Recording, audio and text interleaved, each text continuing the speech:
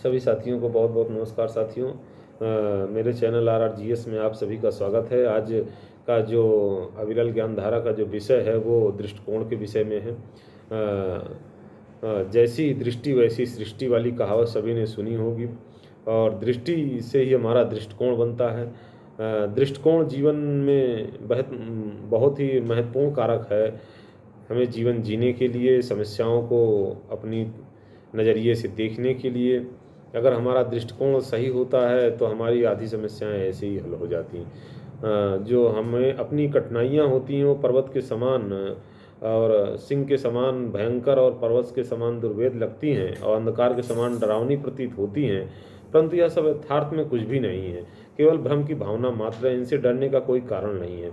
यह सब किसके कारण से होता है? दृष्टिकोण के कारण से होता है। कि हमें छोटी चीज़ें भी बहुत बड़ी लगने लगती हैं और छोटी समस्या भी बड़ी समस्या लगने लगती है। ऐसा दृष्टिकोण के कारण होता है।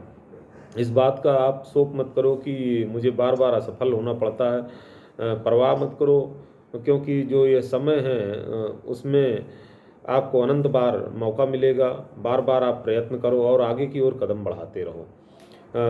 समस्या कहाँ हो जाती है कि हम अपने आप का दृष्टिकोण बदल लेते हैं और हम परिश्रम करना छोड़ देते हैं और अपनी हार मान लेते हैं।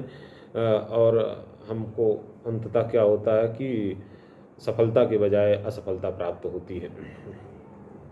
निरंतर कर्तव्य करते रहना चाहिए और आपका जो एक एक पग है वो सफलता की ओर बढ़ रहा है। आज नहीं तो कल आप सफल होकर रहेंगे, क्योंकि कर्तव्य का निश्चित परिणाम सफलता है। सहायता के लिए दूसरे के सामने कभी भी गिड़गिड़ाना नहीं चाहिए, क्योंकि यथार्थ में किसी में इतनी शक्ति नहीं होती है कि जो आपकी सहायता कर सके। आप दूसरे के सामने अगर याचना करते हैं तो उससे क्या होता है कि आपका दृष्टिकोण बदल जाता है।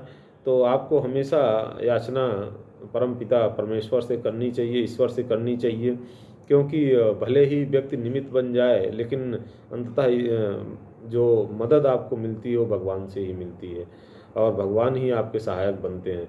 तो किसी कष्ट के लिए दूसरे पर दोषारोपण भी नहीं करना चाहिए, क्योंकि यथार्थ में कोई भी दूसरा तुम्हें दुख नहीं पहुंचा सकता है।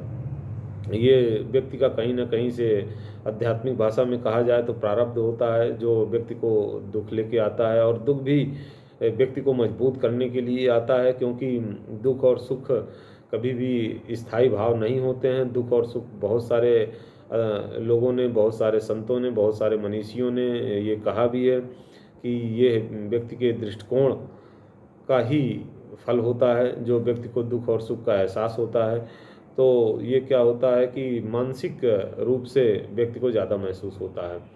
आप स्वयं अपने मित्र हो और आप स्वयं अपने शत्रु हो। बस नज़रिए की बात होती है। आप अपने अंदर शत्रु का भाव देखते हैं या अपने अंदर मित्र का भाव देखते हैं। जो कुछ भी भली बुरी परिस्थितियां सामने आती हैं वह सब आपकी पैदा की हुई हैं। अगर हम अपना स्वमूल्यांकन करें, आत्मसमीक्षा करें, तो हमें इस बात का पता चल जाएगा कि जो परिस्थितियां हैं वो किन की वजह से हैं। भले हम अपने ऊपर जिम्मेदारी ना लेके दूसरे के ऊपर दोष देते रहें, लेकिन हम निष्पक्ष रूप से अगर अपना मूल्यांकन करें तो हमें पता चल जाएगा कि अच्छी बुरी परिस्थितियों के लिए उसके लिए अगर कोई जिम्मेदार है तो हम स्वयं हैं। अपना दृष्टिकोण हम जब बदल देंगे तो हमें दूसरे ही क्षण या भय का जो भूत है वो अंतरिक्ष में तिरोहित हो जाएगा। हमें अपना दृष्टिकोण बदलने की ज़रूरत है। अगर हम अपना दृष्टिकोण बदल लेते हैं, अपना नज़रिया बदल लेते हैं, तो ये जिन चीज़ों से हमें भय लगता रहेगा वही चीज़ें आकाश में कहाँ गायब हो जाएंगी, आपको पता ही नहीं चलेगा। और जो आपको समस्या लगता था वही आपको समाधान लगने लगेगा।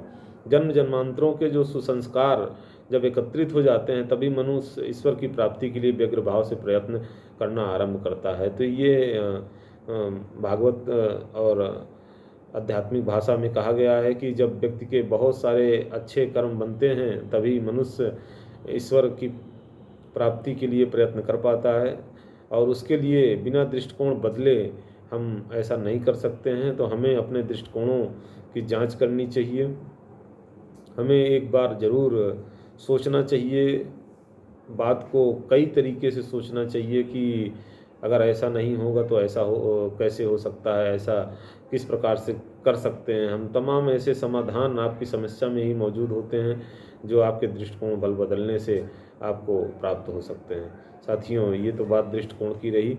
उम्मीद है कि इससे जो भी साथी हमारे इसको सुनेंगे, एक बार अपने दृष्टिकोण की अवश्य जांच करेंगे। आप सभी का बहुत बहुत धन्यवाद।